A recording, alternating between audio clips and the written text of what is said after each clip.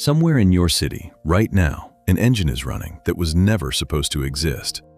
It's under the hood of a truck, idling at a red light. It's inside a generator, keeping a hospital's lights on. You've probably heard the name, diesel. But the story behind that name isn't a story of success. It's a story of an engine built by a man chasing something almost impossible. And the failure became one of the most important machines on Earth. In the late 1800s, a German engineer named Rudolf Diesel became obsessed with a single number, 10%. That's roughly how efficient steam engines were at the time. For every 10 units of fuel burned, only one turned into usable work. Diesel thought that was an insult to physics. Inspired by a theoretical idea from French engineer Sadi Carnot, describing the most efficient engine that could ever exist on paper, Diesel set out to build something close to it in real steel.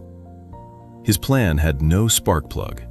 Compress air hard enough, and it gets so hot that injected fuel simply ignites on its own. On paper, the math was beautiful. In practice, it very nearly killed him. In 1893, Diesel built his first working prototype, meant to run on the cheapest fuel of the era, coal dust. The prototype exploded. The cylinder ruptured with enough force to send Diesel to the hospital. Coal dust didn't ignite predictably under compression. It behaved more like a bomb than a fuel.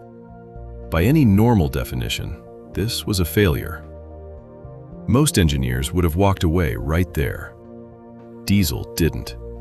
He kept the core idea, compression without a spark, and switched fuels: kerosene, petroleum. And in 1900, at the Paris World's Fair, he even demonstrated an engine running entirely on peanut oil, decades before anyone said the word biodiesel. By 1897, working with the firm MAN in Augsburg, his engine hit roughly 26% thermal efficiency, more than double a steam engine's. Factory owners across Europe took notice immediately. The failed coal dust experiment had become the backbone of industrial power. But here's the twist most people never hear. In 1913, Diesel boarded a steamship bound for England. That night, he had dinner, retired to his cabin, and asked to be woken early the next morning. He was never seen again. His cabin was empty. His coat sat folded on the deck railing. 10 days later, a body was pulled from the North Sea, too decomposed to confirm for certain. To this day, nobody knows what happened. Financial ruin, suicide, or something darker, given that naval engineers on both sides of a coming war wanted his engine for submarines. The truth disappeared with him in the English Channel. And yet, the invention refused to disappear with him. Today, roughly a quarter of the world's crude oil eventually runs on diesel's basic principle. Container ships that move nearly all of global trade. Backup generators keeping hospitals alive during blackouts. Every one of them still uses compression instead of a spark, more than years after that first explosion. Diesel never set out to build the engine that carries global trade today. He was chasing a number on a chalkboard. His first real attempt exploded in his face. His fuel choice was wrong. His backup plan sounded like a joke.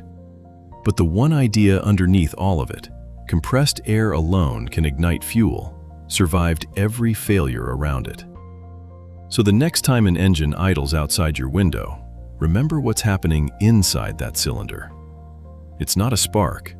It's pressure building on itself until fuel has no choice but to ignite. The same idea that blew up in a lab in 1893 is still running, right now, somewhere in your city.